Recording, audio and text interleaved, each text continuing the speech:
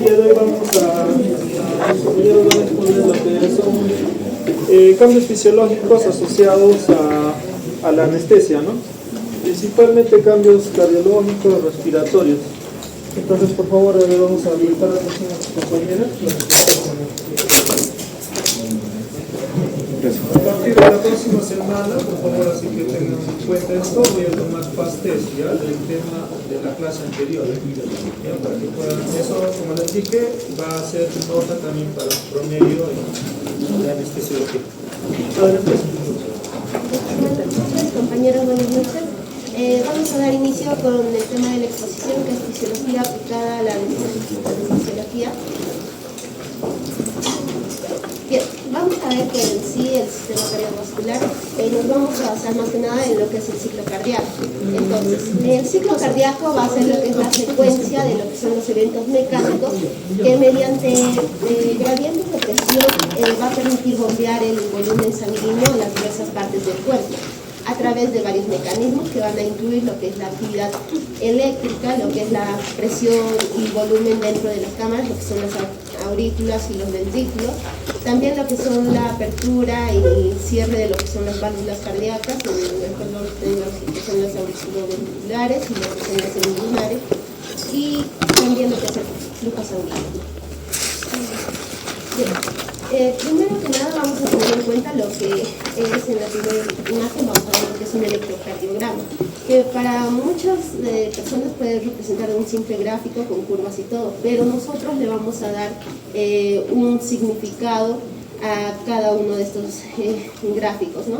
Por ejemplo, acá vamos a ver lo que es un latido tópico ventricular o una taquicardia ventricular. Más que nada, en la anestesiología, al momento de aplicar lo que es la anestesia y todo, vamos a ver que se van a producir cambios en las curvas y todo. Ahora, en lo que es en la imagen 2, vamos a ver lo que es más que nada el ciclo cardíaco, lo que pasa en un solo latido, ¿no? Lo que es más que nada en la presión arterial sistólica y en la diastólica. Hay que tener en cuenta que en un latido dura más o menos aproximadamente 0.8 segundos y en un minuto se da lo que es de 70 a 80 latidos por minuto. Un momentito antes que continúe. Ese gráfico 2, ¿qué representa? Más que nada lo que sucede en un latido del ciclo cardíaco, lo que es la diástole y la sistólica. ¿Alguien sabe qué representa?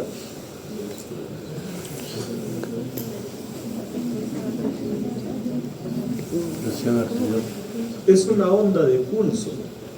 Cuando ustedes se ponen el pulsoxímetro, no sé si ustedes han visto, ¿no? Cada pulso tiene una incisura, ¿no?, al medio, que es el cierre de las válvulas. Normalmente es un gráfico que indica más o menos un ciclo cardíaco, ¿no? Pero es tomado de una onda de pulso, ¿ya? Sino que, bueno, eso cuando se aplica más, sobre todo en pacientes que tengan falla o insuficiencia cardíaca, esa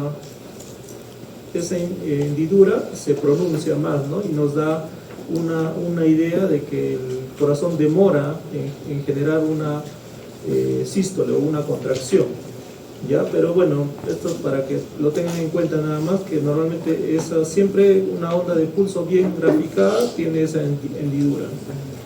Siguiente, por favor. Continúa. Bien. Acá vamos a ver más o menos en lo que es el ciclo cardíaco, que va a estar representado por lo que es la sístole auricular y lo que es la diástole auricular. Viendo el gráfico nos vamos a dar cuenta que la sístole ventricular ocupa mayor parte del tiempo, casi unos 3/5 partes de lo que es la sístole ventricular. Entonces tenemos que tener en cuenta que lo que es la sístole en sí es donde se va a producir la contracción, ¿no? Y lo que es la diástole se va a producir lo que es la relajación. Entonces, vamos a ver que en la sístole ventricular mayormente siempre va a quedar como como que un residuo sanguíneo, así siempre va a haber una mínima cantidad, un mínimo volumen, y en la cual, por ejemplo, vemos en el gráfico de arriba, los cuadritos superiores representan lo que son las aurículas. Está de color azulcito y un poco gruesito porque hay una contracción en sus paredes. ¿Bien? Ahora, el volumen aproximado es de 120 mililitros en lo que es en el llenado ventricular.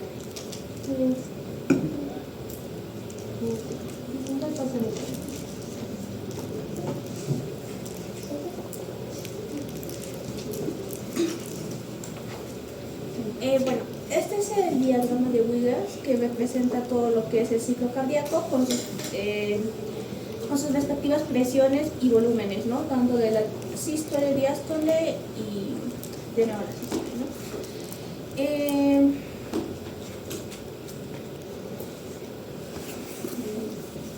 En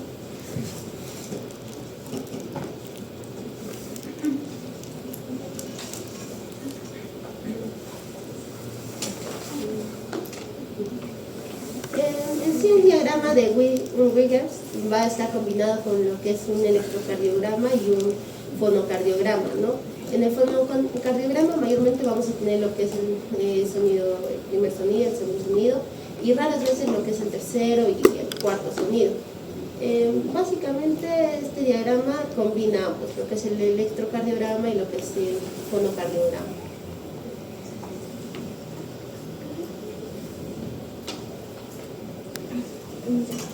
Entonces, el ciclo cardíaco no va a empezar con lo que son las aurículas, que tienen mayor presión que el ventrículo, ¿no? Provocando que las válvulas auriculoventriculares se abran, iniciando lo que es el llenado ventricular, ¿no? Donde la sangre va a pasar de las aurículas a los ventrículos. Entonces, imagínense esto lo que son los momentos de llenado ventricular, donde la diástole o llamada llenado ventricular o también hay lo que es el llenado lento va a empezar con lo que es la presístole o la contracción auricular, ¿no?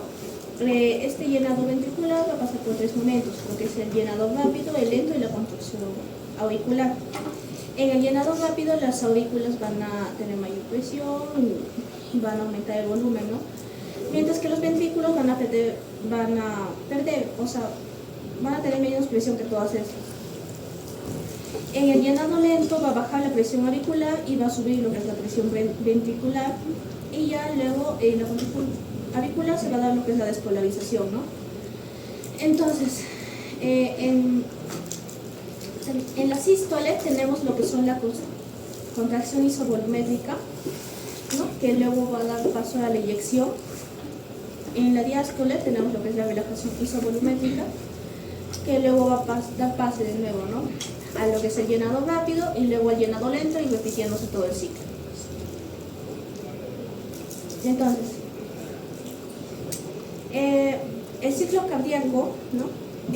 Se diría que, bueno, este es el diagrama de Wiggers también, donde se diría que la sístole auricular básicamente va a ser la última fase del llenado, ¿no? Donde nos va a dar lo que es por la contracción, ¿no? Que nos va a dar un 20% faltante de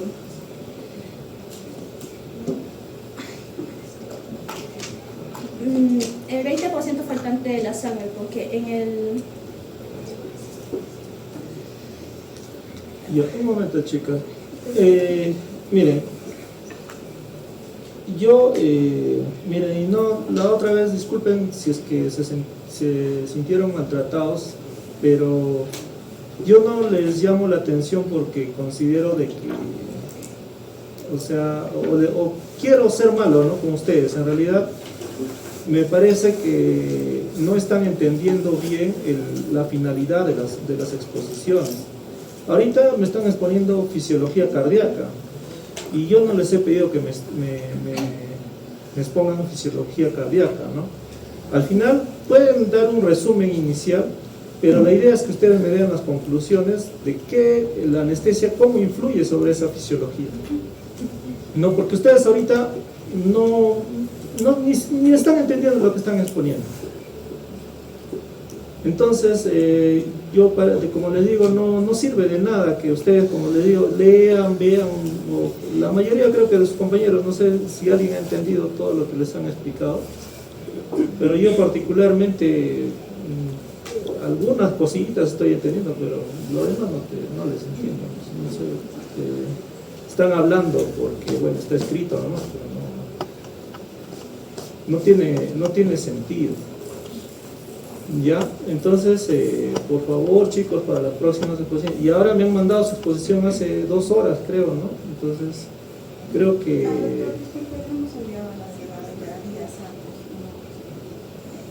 Bueno, recién me lo he hecho llegar hoy, en todo caso. No, este doctor se había cargado, pero se había salido un reloj nada más, y por eso le volví a enviar y pensé que no me había respondido. Bueno, quisiera que no vuelva a haber estos problemas, ¿no? Pero en realidad, a ver, continúe, pero lo que quiero que me digan en conclusión, ¿qué es lo que la anestesia hace en la fisiología cardíaca normal?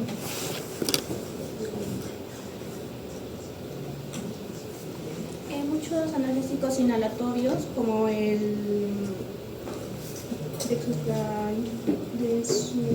desflorano, lo que hacen es deprimen lo que es la función miocárdica y por tanto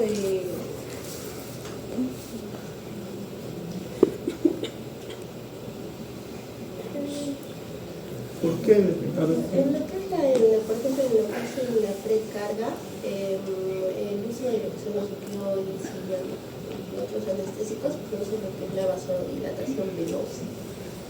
En lo que ya es la postcarga, se va a producir lo que es la vasodilatación arterial.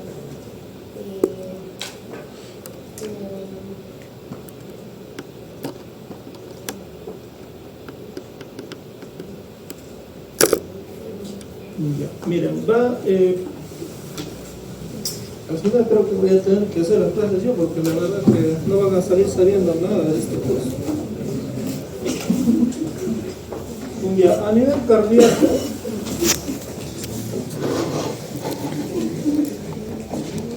va a haber 4 principales cambios, ¿ya? Con los anestésicos. Después van a exponer respiratorio, ¿ya? Uno, casi todos los anestésicos generan relajación del músculo liso, que también hay a nivel vascular, ¿no?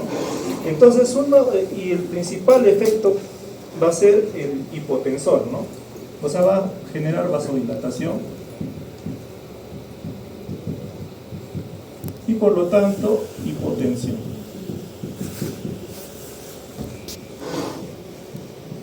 A excepción de 2 fármacos que les había mencionado, uno es el etomidato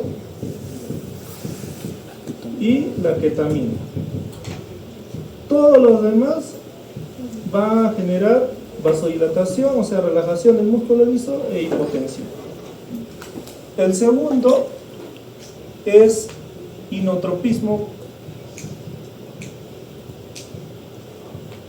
negativo. ¿Qué es inotropismo? La fuerza de contracción disminuye la fuerza de contracción del corazón, ¿no? Entonces, ¿qué es lo que va a disminuir como consecuencia? El volumen sistólico, va a disminuir el gasto cardíaco y va a disminuir la postcarga.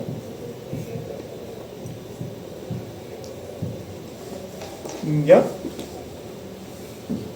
Tercer efecto, va a producir sensibilización del corazón a las catecolaminas. ¿Qué catecolaminas recuerdan? Adrenalina, noradrenalina, dopamina, ¿no? ¿Y a qué lo va a exponer a esto? A arritmias cardíacas.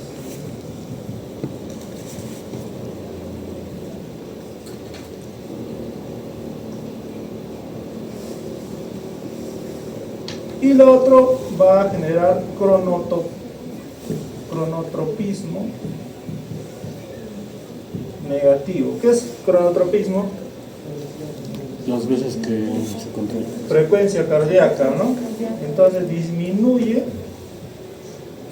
la frecuencia cardíaca, por lo que también disminuye el consumo de oxígeno del corazón. ¿Ya? A esto se le llama secuestro coronario, o sea, genera una reserva de oxígeno. ¿Ya? Entonces, esos van a ser los principales efectos que van a tener los anestésicos sobre la fisiología cardíaca, ¿ya? Vasodilatación, inotropismo negativo, sensibilización a catecolaminas y cronotropismo negativo, ¿ya? Entonces, eso generalmente, ¿qué es lo que va a generar en este caso los anestésicos? Disculpen que les dé la espalda. Es que va a aumentar el riesgo de disminución de la perfusión tisular, ¿no? Segundo, en pacientes con enfermedad cardíaca puede empeorar su situación, ¿no? Porque podría generar la disminución del inotropismo, puede empeorar la insuficiencia cardíaca de por sí, ¿no? Y en caso de ¿qué es lo que va a disminuir? Consumo de oxígeno, generalmente en pacientes que, por ejemplo, que también esta puede ser subyacente, ¿no? En algunos casos, por ejemplo, en pacientes que son operados del corazón, el uso de menor oxígeno del corazón es una ventaja, ¿no? ¿Por qué? Porque este nos da un tiempo de reserva de oxígeno cuando el corazón no recibe la oxigenación a través del alveolo capilar, ¿no? ¿Ya? Entonces, básicamente eso a nivel cardíaco, ¿ya? A ver, continúen, chicas, con el respiratorio. Ya, continuando con la exposición, vamos a ver lo que viene siendo el sistema respiratorio. Como inicio vamos a ver de forma breve la fisiología, lo cual sí va a constar la mecánica ventilatoria y después inspiración y expiración. La finalidad de inspiración y expiración va a ser llevar el aire del medio ambiente hacia los pulmones. Para eso tenemos que tener en cuenta las presiones, las cuales son la presión transpulmonar, la cual es el resultado de la resta de dos presiones, la cual es la presión alveolar y la presión pleural. También vamos a ver la presión de distensión torácica. Esta va a ser la diferencia entre presión pleural y presión atmosférica. Y por último tenemos la relación presión-volumen. Ahora, yendo netamente a los cambios que se van a dar en la mecánica ventilatoria con respecto a la anestesia, vamos a tener varios. El primero va a ser que va a disminuir la capacidad residual funcional. El mecanismo va a ser que el paciente va a entrar en una relajación de los músculos intercostales y diafragma. Y tenemos que sumarle a esto que el paciente va a estar en posición de cúbito supino durante la cirugía. Ahora, como consecuencia de estas dos, la suma de estas dos, de tanto la relajación como la posición, vamos a ver que va a haber una reducción del volumen pulmonar de reserva, lo que en sí va a favorecer lo que es el cierre de las vías aéreas pequeñas debido a que no va a haber una adecuada ventilación. Seguido de esto vamos a tener la alteración de la complacencia pulmonar y de la pared torácica. Ahora, los anestésicos inhalatorios por sí van a disminuir la producción de surfactante, lo cual debemos saber que la función del surfactante va a ser evitar el colapso alveolar. Ahora, en respecto a la pared torácica, la anestesia va a relajar la musculatura torácica y esto va a aumentar la resistencia elástica y en consecuencia va a haber un mayor trabajo respiratorio. Ahora, con respecto a la disminución de la respuesta ventilatoria, tenemos que tener en cuenta que los anestésicos van a deprimir el centro respiratorio. Dentro de esto, el más conocido viene siendo el fentanilo y va a haber una respuesta a la hipercapnia e hipoxemia, lo cual va a reducir que el paciente no va a aumentar su frecuencia ni el volumen tidal adecuadamente, porque tenemos que reconocer que el paciente va a estar en completa sedación, entonces no va a poder ventilar adecuadamente. Ahora, esto en sí va a ser necesaria la ventilación mecánica, ya sea controlada o sea asistida. Y la alteración del tono de la vía aérea superior. Ahora, la relajación de los músculos faringios y laringios van a llevar en sí a un colapso parcial de la vía aérea y el paciente va a requerir oxígeno, ya sea por cánula, por mascarilla laringea o en el caso de la intubación. Ahora, los cambios en la resistencia de la vía aérea, vamos a tener que algunos anestésicos inhalatorios van a causar broncodilatación, como viene siendo el sevoflurano, y otros van a ser broncoconstrictores en pacientes asmáticos sensibles. También vamos a ver los efectos sobre la ventilación a minuto. En sí va a haber una disminución evidente del volumen corriente y va a haber un aumento compensatorio de la frecuencia respiratoria siempre y cuando el paciente no esté profundamente deprimido o no esté en un estado de apnea total. Ahora, bajo la anestesia profunda vamos a tener en cuenta que ambos van a caer y va a generar hipoventilación. Ahora, otro que tenemos que tener en consideración van a ser las alturas posturales en las cuales van a estar sometidos nuestros pacientes. Si el paciente está de forma supina, sí o sí va a haber un reducimiento en la CRF en lo que viene siendo de 0.5 a 1 litro. Ahora, con respecto a la posición de Trendelenburg, va a haber un mayor compromiso debido a que el paciente va a estar con la cabeza hacia abajo y en consecuencia de esto, el diafragma va a subir ¿no? de unos 4 centímetros, lo cual va a incapacitar, entre comillas, una adecuada ventilación. Ahora, en el caso de los obesos y embarazadas, esto va a ser más marcado debido a una predisposición a saturación rápida. En el caso de las embarazadas, lo vamos a llamar como que esto va a ser fisiológico. Con respecto a la relación ventilación-perfusión, la ventilación-perfusión más que nada ventilación va a ser el aire que va a ingresar a nuestros alvéolos y la perfusión va a ser la sangre que va a llegar al capilar y va a transportar el oxígeno. Respecto a esto tenemos que tener en cuenta los valores normales, que es valor en ventilación alveolar va a ser de 4 litros por minuto, mientras que la perfusión pulmonar va a ser de 5 litros por minuto. Ahora tenemos que tener en cuenta lo que viene siendo la distribución del pulmón, porque no en todas las zonas va a haber una adecuada, no va a ser la misma ventilación ni la misma perfusión.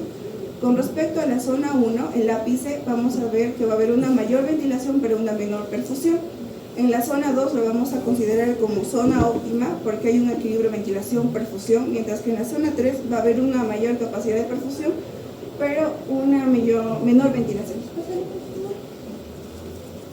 Ahora vamos a separarlo y vamos a ver en cambios de ventilación y por cambios de perfusión. Esto más que nada, el cambio de ventilación va a ser en zona 3 si no me equivoco, y en la perfusión va a ser zona 1.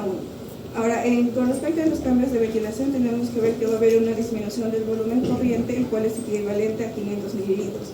Ahora, debido a que ya sabemos que los opioides van a deprimir el centro respiratorio, entonces vamos a llegar a tener una respiración más superficial. Esto nos va a llevar a una disminución de la capacidad residual funcional.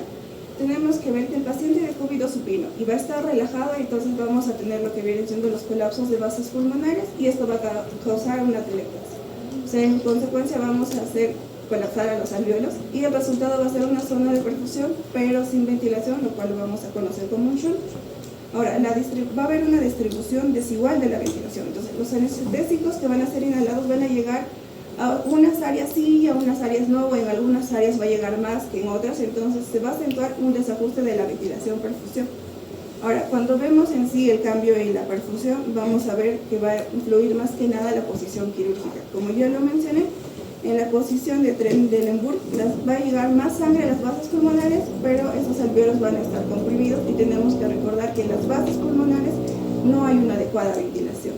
Ahora, el resultado de esto va a ser una perfusión sin ventilación, entonces va a haber un equilibrio ventilación-perfusión muy bajo. Ahora también vamos a tener alteraciones de tono vascular pulmonares y más que nada esto va a ser en algunos anestésicos como son los halogenados que van a disminuir en sí la respuesta normal de vasoconstricción hipóxica y esto va a hacer que el mecanismo que dirige sangre hacia los alvéolos van a estar bien ventilados. Esto en sí va a empeorar el shunt intrapulmonar que vamos a tener.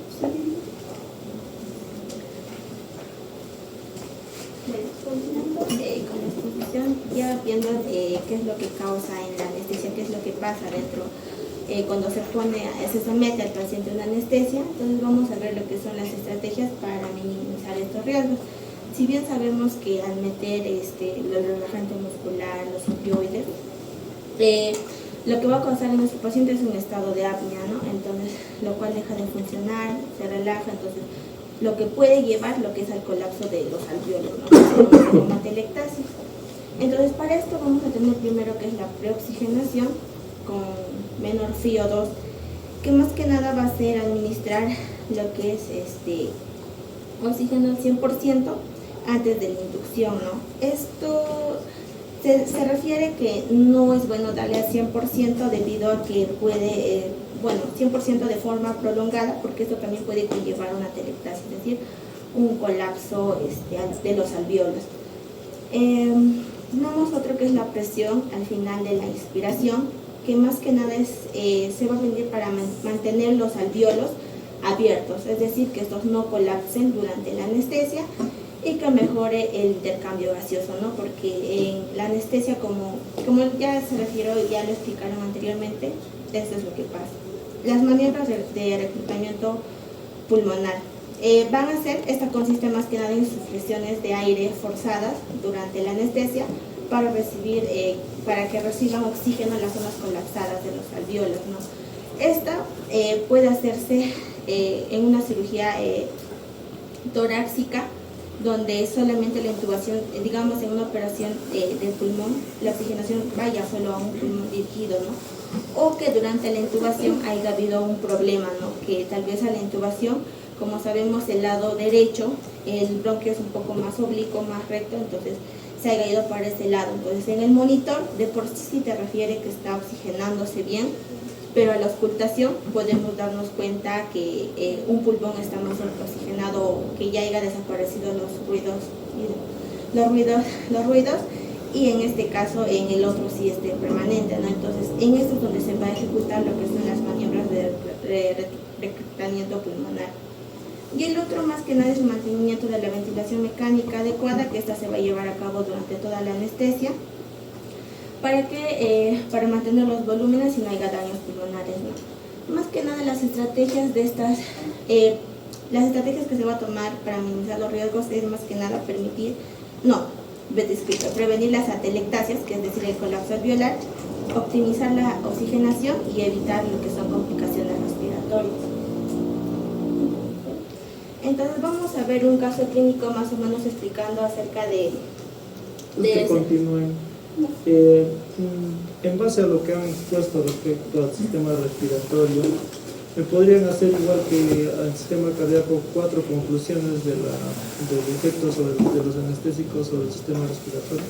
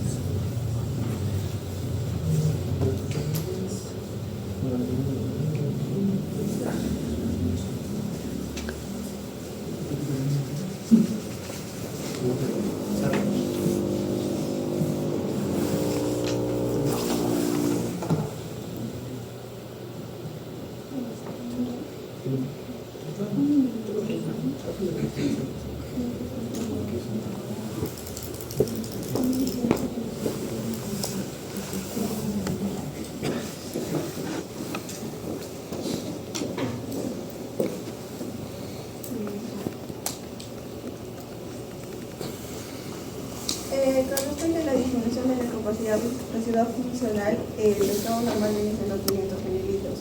Entonces el paciente, al estar sedado o anestesiado, podemos saber que no va a tener una adecuada expiración, entonces no va a haber movimiento de los músculos intercostales ni el diafragma, lo cual nos va a llegar a bajar en sí, ¿no?, la capacidad funcional. Entonces ahí es donde viene a tallar el ventilador.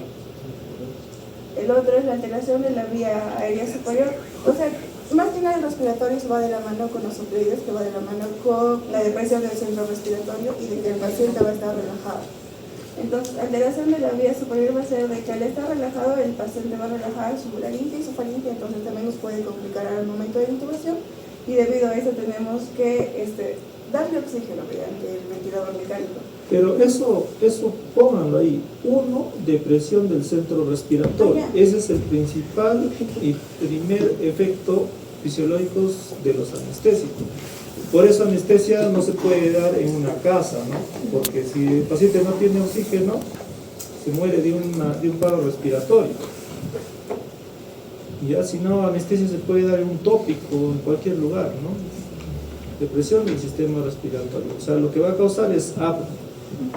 Por lo tanto, generalmente los anestésicos, principalmente los analgésicos como opioides, que se pueden potenciar con los hipnóticos, van a generar depresión del sistema respiratorio, ¿no? El paciente va a dejar de respirar.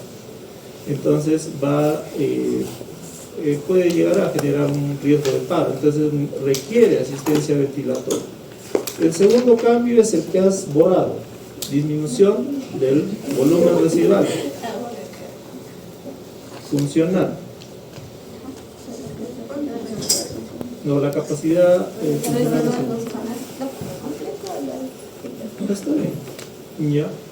¿Por qué? Porque deviene del primero, ¿no? Generalmente va a generar una depresión, por lo tanto relajación de los músculos respiratorios, y va a haber una capacidad residual disminuida, la cual va a generar que el paciente tenga menos tiempo de reserva, ¿no? Ante una situación de hipoxia o de ausencia de oxígeno, ¿no? Entonces, ese es el segundo. Por eso es que generalmente cuando se usan anestésicos va a requerir nuevamente asistencia ventilatoria. El tercero es alteración de la vía aérea, pero básicamente es broncodilatación. Ya lo que generan los anestésicos inhalatorios, sobre todo los halogenados, generan broncodilatación, pero también depresión o los reflejos de protección, ¿no? Como son la tos, la declusión. Por lo tanto, va a haber riesgo de broncoaspiración. ¿Ya? Entonces, esos dos, broncodilatación y alteración del... Y lo otro es que el último, ¿no? Que es la alteración de la compliance pulmonar, va a llegar a aumentar el riesgo de atelectasias.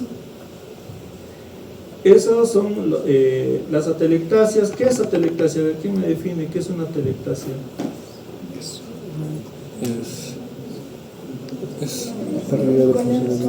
Es el colapso, ¿no? del parénquima pulmonar. Generalmente se da por un aumento de la resistencia en las vías aéreas.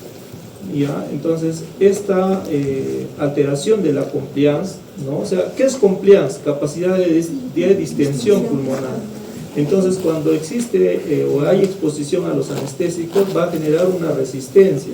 Esta resistencia puede hacer que en un momento el pulmón colapse, ¿no? Y se aumente el riesgo de atelectasias, sobre todo en pacientes que están o que salen de la ventilación mecánica. ¿Ya? Entonces, esos son los cuatro, chicas. Por eso es lo que yo quería, era que al igual que en el cardíaco, entiendan lo que están exponiendo para que vean una conclusión respecto a cuáles van a ser los casos, que es sencillo, ¿no? Que la verdad creo que no es algo de otro mundo, pero eso es lo que yo quería que ustedes entiendan y capten de lo que están exponiendo. ¿Ya? Porque como les digo, no sirve de nada que me hablen un montón de cosas y al final ustedes no entiendan lo que están exponiendo. Por eso yo no necesito que me hagan 30, 50 diapositivas, quiero que sean bastante concisos, pero que entiendan lo que están haciendo. ¿Ya? Entonces, a ver, ahora expongan su caso clínico, a ver, ¿en qué consiste su caso clínico? El caso clínico nos refiere que es una paciente mujer de 35 años que se le va a programar una cirugía, en este caso para hacer una apendicectomía laparoscópica. Para la anestesia que le van a someter a la paciente necesita levantar propofol, fentanilo y el relajante muscular, como sabemos que son los tres que se prueban, ¿no? Entonces tenemos la primera parte que es la inducción, que nos menciona que en este caso tras administrar el fentanilo más el propofol, la paciente va a dejar de respirar. Recordar que el fentanilo tiene un efecto de 3 minutos aproximadamente y el propofol entre 40 a 45 segundos, ¿no? Entonces, por lo cual la intubación tiene que ser durante ese tiempo. Pero en el caso clínico nos dice que la paciente deja de respirar. ¿Por qué? Porque va a entrar en un estado de apnea, ¿no? Fisiológicamente, como mencioné, el anestésico va a deprimir el centro respiratorio, lo que va a llevarle en este caso a la paciente a una hipoventilación con un aumento de la presión arterial de dióxido de carbono. El manejo que se le va a hacer a este paciente va a ser ventilación con mascarilla más oxígeno al 100% hasta llegar a lo que es la intubación. Ahora, ¿qué es lo que va a pasar durante la cirugía? Me menciona que después de haber intubado a la paciente y conectado al ventilador, lo que se va a ver en este caso en el monitor nos menciona que la saturación de lo que estaba en un 99% va a decaer a un 92%. Entonces, ya hablando qué es lo que ha pasado, nos menciona que la anestesia En este caso, por la apendicectomía que habíamos hablado, que la posición es muy importante ver en este caso también. En este caso, la paciente está en posición supina, hacen que reduzca la capacidad residual funcional, que es la RCF. Y estas van a formar lo que es las pequeñas atelectasias, lo que va a crear lo que es desigualdad en la ventilación-perfusión y lo que le va a llevar a un estado de hipoxemia. El manejo que se va a tener nos menciona que es subir lo que es la PIO 2 a 0.5 y aplicar el PIP que les mencioné hace un rato, de 5 centímetros de agua. Y en este caso lo que hace la paciente, la saturación vuelve a subir, ¿no? En este caso a un 98%. Al finalizar la cirugía, de por sí ya se suspende lo que es el anestesio inhalatorio, pero lo que se va a observar es que la paciente está respirando de una forma superficial, es decir, que nos mencionan que ha quedado un efecto residual en este caso del opioide que se le ha puesto, lo que le ha llevado a una ventilación, tiene una hipoventilación, y en este caso la presión arterial de dióxido de carbono sube, es decir, que va a estar en una hipercapnia y el oxígeno va a bajar y vuelve a entrar en un estado de hipoxemia. El manejo que se va a tener es administrar el oxígeno suplementario y vigilar a la paciente hasta que respire adecuadamente, ¿no? Entonces, más o menos en este caso clínico vamos a ver más o menos lo que se ha explicado durante, pues, qué es lo que pasa, ¿no? Cuando se administra la anestesia y qué es lo que pasa en el sistema respiratorio. Al final se va a saber qué hacer. Bien, miren, para que tengan entendido, ¿no? Ustedes generalmente, bueno, no creo que, o muy pocos creo que puedan ser anestesiólogos, o que quieran ser anestesiólogos, ¿no? Disculpen. Pero la idea es que, por ejemplo, ¿no? Si tuviera un caso de un paciente que llega a trauma shock, ¿no? Cianótico, y dentro de estos se enteran que se ha tomado 2 blisters de clonazepam, ¿no? Le toman la saturación y está en 58, pongamos. ¿Cuál va a ser su primera actitud ante esto? O sea, ¿qué es lo que ustedes van a pensar, por ejemplo?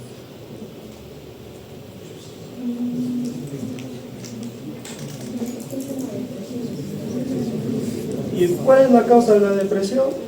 La benzodiazepina. Bueno, entonces, lo que van a tener que hacer en ese momento es ventilarlo, ¿no? A presión positiva. ¿Con qué van a ventilarlo? ¿Con qué ventilarían? ¿Con la boca? ¿Mascarilla? El ambú, ¿no?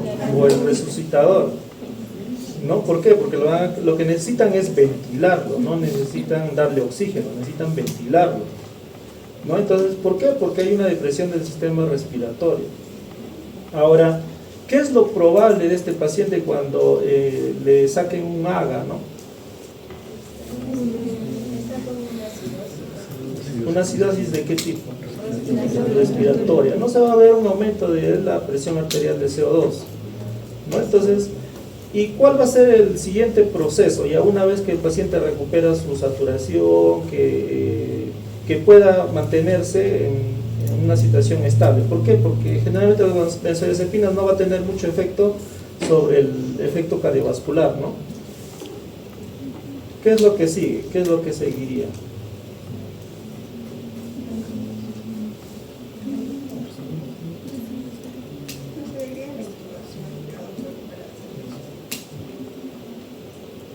Tratar de resolver la intoxicación, ¿no? En este caso de las benzodiazepinas hay un revertor, ¿no? Que es el flumacenilo. Y ya, entonces, generalmente, por eso les digo, o sea, la idea es que ustedes entiendan que normalmente cuando se usa cualquier tipo de hipnótico o depresor, o en este caso, por ejemplo, como les digo, ¿no? Acá no existe mucho, pero solo anestesiólogos, pero en Estados Unidos, por ejemplo, existe bastante intoxicación por fentanilo, ¿no? Oxicodona, acá en Perú lo que más existe es por petidina, ¿no? Entonces son opioides y generalmente terminan falleciendo por paro respiratorio. Entonces el primer manejo siempre va a ser manejo de la vía aérea, ¿no? En estos casos, y luego su revertor, ¿ya? Entonces ahora esto es sencillo entenderlo respecto a cuál va a ser el manejo, ¿no? Ahora, dentro de la propia anestesia sí hay otras maniobras, como es el reclutamiento alveolar, que consiste en dar presiones positivas constantes. ¿Para qué? Para evitar las atelectasias, ¿ya? Ahora, en el caso en el tema cardiológico o a nivel de la fisiología cardíaca, ¿cómo se podría prevenir, por ejemplo, los efectos que hemos visto, ¿no? El efecto cronotrópico negativo, inotrópico negativo, aumento o hipotensión. Si al final tienes que anestesiar al paciente, ¿cómo previenen esta situación?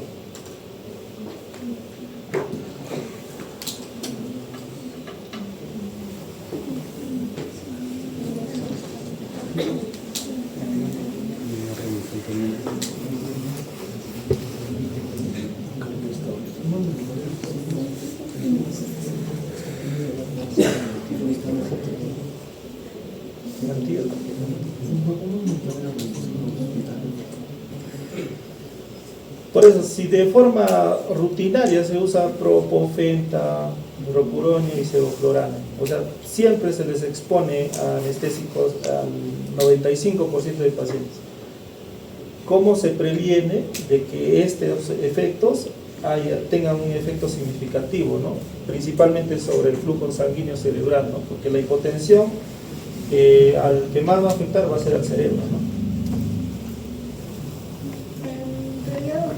Se prevé, porque hay fármacos de rescate, lo cual nos van a ayudar cuando estamos en sala y tengamos esas complicaciones, nos ayudan a prevenir. O sea, que la complicación se ve, ¿no? Dentro de eso, si no me equivoco, está la noradrenalina, la adrenalina, la fenilefrina. Generalmente noradrenalina y adrenalina están reservados para manejo de shock, de pacientes con shock. Ya, pero sí, la fenilefrina y la etilefrina, por ejemplo, son fármacos de uso rutinario también para compensar estas situaciones. Son alfa-agonistas, ¿ya? Y generalmente lo que generan son vasoconstrictores y también tienen efecto cronotrópico positivo. Entonces, en muchas situaciones en las que el paciente es muy susceptible, por ejemplo, ¿no? Y genera una hipotensión marcada, tenemos que rescatarlo con este tipo de drogas, ya principalmente, como les digo, fenilefrina y etilefrina. Lo otro que siempre se suele hacer, o que ahora no está tan demostrado que sea efectivo, es la prehidratación. O sea, ¿qué es lo que sucede, no? Normalmente, sobre todo, por ejemplo, las gestantes son bastante susceptibles a las anestesias. Y son casi el 95% hace hipotensión, y una hipotensión bastante severa. ¿Por qué consideran que podría generar una hipotensión severa en gestantes?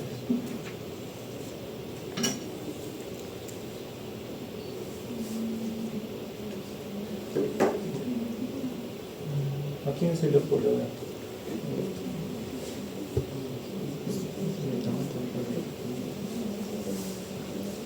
O sobre todo por el útero grávido, ¿no? Hay que recordar que,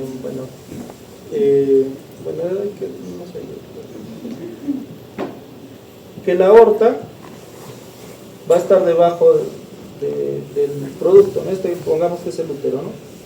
Entonces, ¿qué es lo que va a suceder con todos los anestésicos? Van a producir un poco de broncodilatación. ¿Y qué es lo que va a generar? Va a generar esa resistencia que tenía al peso del producto, va a ceder, ¿no? Entonces va a aplastar la aorta. ¿Y qué es lo que va a disminuir? Va a disminuir la precarga y genera una hipotensión severa, una bradicardia severa, ¿ya? Entonces, en las gestantes, nosotros ya de por sí, ya sabemos que la paciente va a hacer hipotensión ante la anestesia, ¿no? Una vez que se eche. Entonces, se solía hacer la prehidratación. ¿En qué consiste la prehidratación? Llenarla de más agua antes de la cirugía, ¿no? O sea, pasarle cloruro o suero fisiológico, por ejemplo, se le pasaba 500 mililitros, ¿Para qué? Para aumentar la volemia y prevenir en teoría un poco la hipotensión. Se ha visto que no es tan efectivo, ¿no? En algunos casos es efectivo, pero no en la totalidad de pacientes. Entonces, lo que se recomienda por evidencia es usar fármacos vasoconstrictores, ¿no? En este caso, como les dije, los de corta acción. En este caso, la fenilefrina y la etilefrina. Ya que son, como les dije, son alfa agonistas, ¿ya? Ya, entonces, básicamente eso, chicos. No sé, ¿alguien tiene alguna pregunta, duda?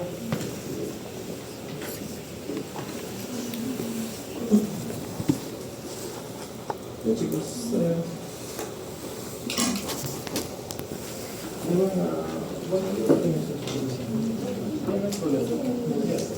pasó listo. Sí, sino que yo pensé que iban a dar sus conclusiones al final, pero vi que no estaban entendiendo lo que estaban exponiendo. Por eso me pregunté. Disculpe, ¿de este tema van a venir en pautas la siguiente semana? Sí, de lo que estamos hablando hoy, ¿ya? Solo esto, ¿no? Solo eso.